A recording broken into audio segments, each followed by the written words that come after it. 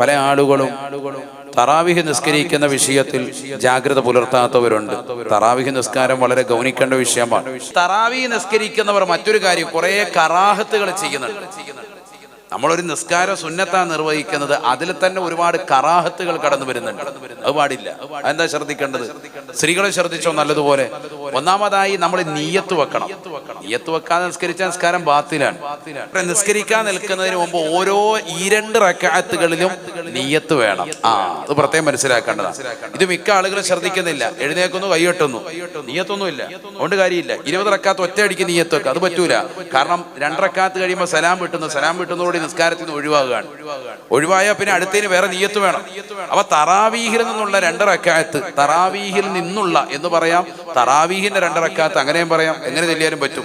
2 റക്അത്ത് സുന്നത്ത് അല്ലാഹു തആല കൊണ്ട് നിസ്കരിക്കുന്നു എന്ന് നിയ്യത്ത് ചെയ്ത് കൈകെട്ടുക. നമ്മൾ മലയാളം തന്നെ പറഞ്ഞു പോകുന്നത് എളുപ്പത്തിന് വേണ്ടിയിട്ടാണ്. വേഗം പറയാൻ ചുരുക്കാൻ. കൈകെട്ടിയാൽ ഉടനെ വജ്ഹത്ത് ഓതൽ സുന്നത്താൻ. മിക്ക ആളുകളും വജ്ഹത്ത് ഓതാറില്ല. വളരെ ശ്രദ്ധിക്കണം. വജ്ഹത്ത് ഓതാതിരുന്നാൽ കറാഹത്താണ്. ഒരു കറാഹത്ത് ചെയ്യുന്നവനായി മാറി. കാര്യമായിട്ട് സുന്നത്തെടുത്തതാണ്. സുന്നത്തെടുത്തപ്പോൾ കറാഹത്ത് കൊട്ടപ്പടി കൊണ്ടുവരികയാണ്.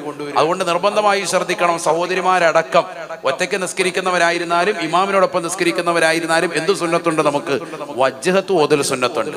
ഇമാമൻ ശ്രദ്ധിക്കണം. ഇമാമൻ നിൽക്കുന്നവർ വേഗം തീർത്തിട്ട് പോകാമെന്ന് പറഞ്ഞിട്ട് വേഗം ഓതി പോകരുത്. നമ്മൾ